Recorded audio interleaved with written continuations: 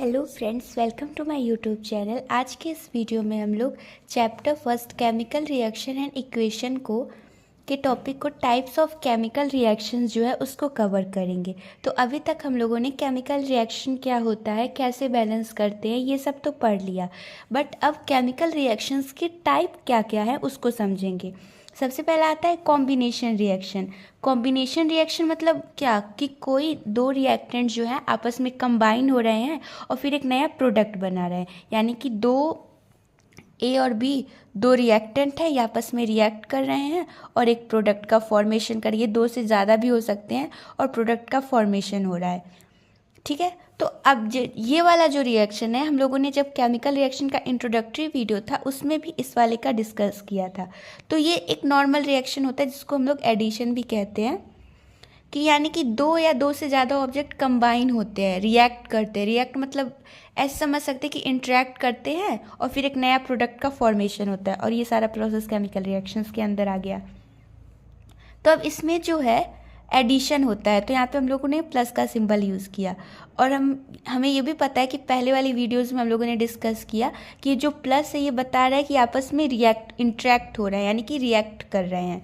और ये एरो बता रहा है कि रिएक्शन हुई है इन लोगों में, और एरो जो है वो डायरेक्शन बताता है, यानी कि रिएक्टेंट से प्रोडक्ट का फॉर्मेशन हुआ है, तभी ये ऐसे एरो है।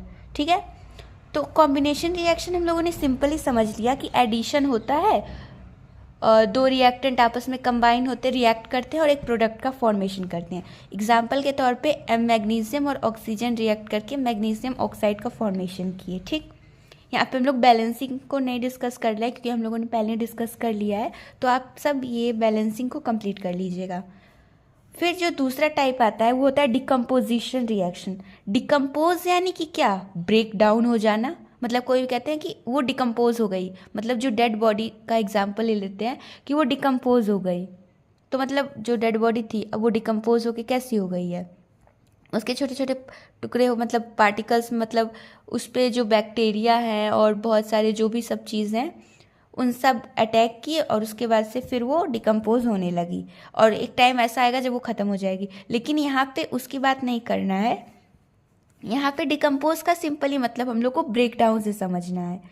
तो हम लोग कोई एक रिएक्शन ले लेते हैं, मतलब उसी को देख लेते हैं। तो यहाँ पे हम लोग लिखा है CaCO3। अगर हम लोग इसको हीट करते हैं तो ये calcium oxide plus CO2 carbon dioxide में ब्रेक डाउन हो जाएगा।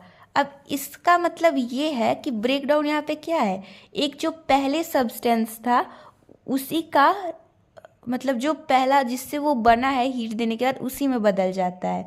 जैसे ऐसे समझ लेते हैं कि A+B मिलके एक प्रोडक्ट बनाया P।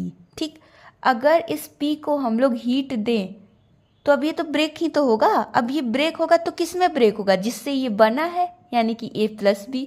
तो बिल्कुल वही चीज़ यहाँ भी फॉलो होता है कि ब्रेक डाउन यानी कि अपने पार्ट्स में ये ब्रेक हो जा रहा है जिससे ये बना है। तो डिकम्पोजिशन रिएक्शन यही बताता है कि वो डिकम्पोज हो रही। इसको हम लोग याद रखने के लिए सब्सट्रैक्शन से भी समझ सकते हैं, लेकिन मैंने पिछले वाले वीडियो में बोला था कि सब्सट्रैक्शन नाम की कोई चीज़ नहीं होती है। तो यहाँ मतलब केमिकल रिएक्शंस में तो सब्सट्रैक्शन मतलब ब्रेक डाउन होना, ना कि दोनों का आपस में इंटरेक्ट होकर किसी और का फॉर्म करना, नहीं, ब्रेक डाउन हो रहे हैं। और ये जो कॉम्बिनेशन रिएक्शन का अपोजिट होता है, ठीक, डिकम्पोजिशन रिएक्शन। अब डिस्प्लेसमेंट रिएक्शन, डिस्प्लेसमेंट यानी कि क्या, डिस्प्लेस से क्या क्लियर है, जो मतलब मेरा पेन यहाँ पे था ये डिस्प्लेस होके यहाँ हो गया। ठीक, तो ये पेन जो है यहाँ से यहाँ पे हुआ, कैसे हुआ, डिस्प्लेस ही तो हुआ, मैंने इसको डिस्प्लेस कर दिया। बिल्कुल यही कॉन्सेप्ट डिस्प्लेसमेंट रिएक्शन में भी फॉलो होता है। यहाँ पे गलत एग्जाम्पल हो गया था, इस पे फोकस करते हैं हम लोग। यहाँ पे लेते हैं हम लोग जिंक और कॉपर सल्फेट के साथ रिएक्ट करवाएंगे। जो तो रिएक्शन आएगी, मतलब जो प्रोडक्ट फॉर्मेशन होगा वो होता है जिंक सल्फेट और कॉपर। यहाँ पे देखने वाली क्या बात है, हम लोग कंबाइन डिकम्पोज उस पर नहीं फोकस करना है। अभी मेन चीज़ हमारी ये है कि जिसके जो पहले जहाँ पे जिंक था अब वहाँ पे क्या चला गया, कॉपर चला गया, है ना। जिंक यहाँ पे अकेले था, अब ये कॉपर अकेले हो गया। पहले कॉपर जो है वो सल्फेट के साथ था, अब जिंक हो गया। तो यानी कि यहाँ पे क्या शो हो रहा है कि जिंक ने कॉपर को डिस्प्लेस कर दिया, यही तो हुआ। अब हम लोग के दिमाग में आएगा कि क्या कॉपर भी जिंक को डिस्प्लेस कर देगा, नहीं। इलेक्ट्रोकेमिकल सीरीज होती है जो कि हम लोग अपने चैप्टर 3, फोर्थ में पढ़ेंगे अच्छे से एकदम डिटेल में, उसी से पता चलेगा कि मतलब एलिमेंट्स को इंक्रीजिंग डिक्रीजिंग ऑर्डर के बेसिस पे अरेंज किया गया कि कौन ज़्यादा रिएक्टिव है कौन कम रिएक्टिव है। ऑब्वियस सी बात है, जो ज़्यादा रिएक्टिव है यानी कि वो ज़्यादा पावरफुल है, वही तो जो लेस रिएक्टिव है यानी कि लो पावरफुल है उसको डिस्प्लेस करेगा। नॉर्मल साइड रियल लाइफ में भी होता है, जो हाई पावर है वही तो लो पावर पे जो है उसको डिस्प्लेस करेगा। तो यही चीज़ इसमें भी होता है कि जो हाई रिएक्टिविटी जिसकी है वही लो रिएक्टिविटी वाले को डिस्प्लेस कर देता है। अब जो फोर्थ टॉपिक मतलब फोर्थ टाइप है उसका वो है डबल डिस्प्लेसमेंट रिएक्शन, यानी कि यहाँ पे क्या हुआ, एक बार डिस्प्लेस किया, अब यहाँ पे 2 बार डिस्प्लेस करेगा। अब ये कैसे होगा, तो यहाँ पे हम लोग इसको समझने पहले एक इसी को एग्जाम्पल से समझ लेते हैं। यहाँ पे Na2SO4 है, ये रिएक्ट किया BaCl2 के साथ, रिएक्शन हुआ, एरोहेड शो करा है यानी कि प्रोडक्ट का फॉर्मेशन है। प्रोडक्ट बना BaSO4 और NaCl। यहाँ पे कुछ नोटिस किया आप लोगों ने, जहाँ पे पहले Na था अब वहाँ पे Ba हो गया, और जहाँ पे पहले Ba था वहाँ पे Na हो गया, यानी Na और Ba एक दूसरे से क्या हुए, डिस्प्लेस हो गए। लेकिन Na और Ba एक बार नहीं डिस्प्लेस हुए, 2 बार डिस्प्लेस हुए। यहाँ पे तो एक बार हुए थे ना, बट यहाँ पे 2 बार डिस्प्लेस हुए, तो इसी को कहेंगे डबल डिस्प्लेसमेंट रिएक्शन। ये डिस्प्लेसमेंट रिएक्शन तो है बट ये डबल बार है। अब आप लोग पूछेंगे ट्रिपल, तो ट्रिपल नहीं पढ़ना हमें, बस यही चारों पढ़ना है। और अब सबसे ज़्यादा जो मेन है हम लोग का, वो हम लोग का नेक्स्ट है, वो हम लोग कवर करने जा रहे हैं अब ऑक्सीडेशन रिडक्शन रिएक्शन। इन दोनों को साथ में रेडॉक्स रिएक्शन भी कहते हैं। सबसे मेन हम लोगों का यही चीज़ है, ऑक्सीडेशन रिडक्शन, आगे तक हम लोग के काम आएगा। तो सबसे पहले आप देख लेते हैं, एग्जाम्पल के थ्रू समझते हैं। इसमें क्या हो रहा है, कॉपर ऑक्साइड है, हाइड्रोजन के साथ रिएक्ट किया, कॉपर और वाटर का फॉर्मेशन हो गया। अब यहाँ पे डिस्प्लेसमेंट, डबल डिस्प्लेसमेंट को देखने से पहले ऑक्सीडेशन रिडक्शन पे फोकस करते हैं। तो जो ऑक्सीडेशन होता है पहले ये समझ लेंगे, फिर हम लोग एग्जाम्पल पे आएंगे। ऑक्सीडेशन का मतलब क्या होता है, ऐड होगा ऑक्सीजन, क्योंकि यहाँ पे ऑक्सीडेशन है तो ट्रिक से याद रख सकते हैं कि O फॉर ऑक्सीडेशन और O फॉर ऑक्सीजन, OO है तो यानी कि ऐड हो जाएगा।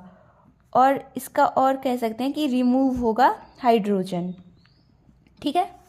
रिडक्शन में जस्ट अपोजिट, रिडक्शन में होता है एडिशन होता है हाइड्रोजन का, और अपोजिट है तो क्या हो जाएगा, रिमूव हो जाएगा ऑक्सीजन, ठीक है। तो ऐसे ही लोग चलते हैं, यानी कि ऑक्सीडेशन रिएक्शन तब होगा जब एक ऑक्सीजन ऐड हो जाएगा या फिर हाइड्रोजन को ही रिमूव कर दो।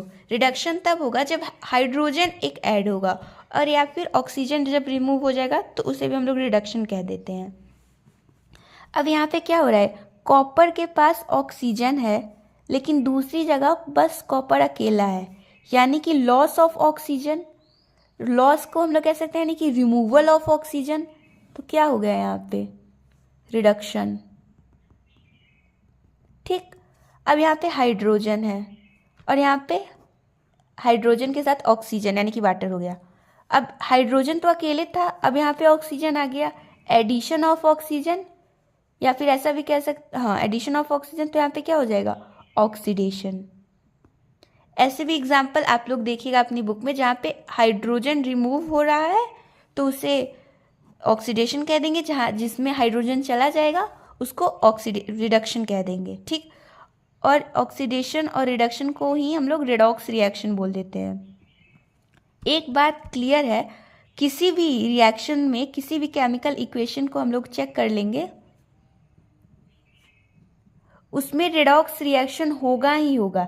ये नहीं होगा कि ऑक्सीडेशन हो रहा है बस, ऑक्सीडेशन होगा तो रिडक्शन भी होता ही है, इसीलिए रेडॉक्स रिएक्शन कहते हैं।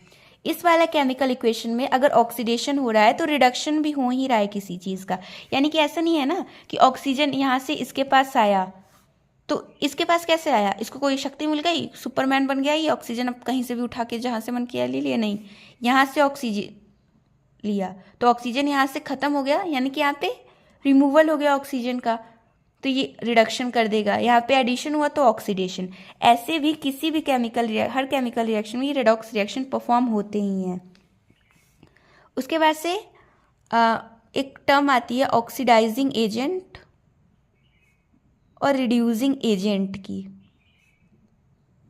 बुक में, अलग अलग यूट्यूब वीडियोस पे बहुत सारे लोग अपने अलग अलग तरीके से समझाते हैं, लेकिन इसको बेस्ट वे में शॉर्टकट के थ्रू हम लोग याद रख सकते हैं कि जिसका रिडक्शन होता है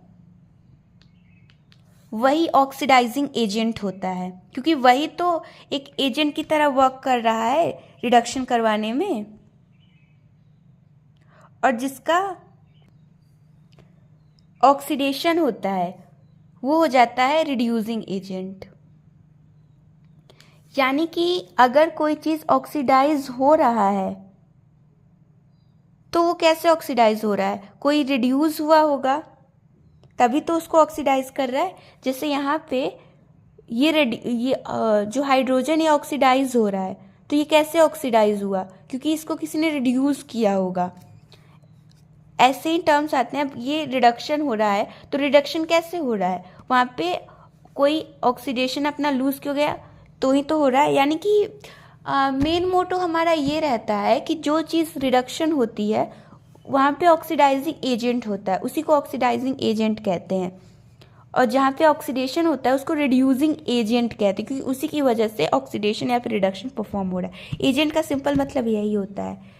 तो आई होप ये वीडियो आपको अच्छी लगी होगी। और ये ऑक्सीडाइजिंग और रिड्यूसिंग एजेंट का जो ये है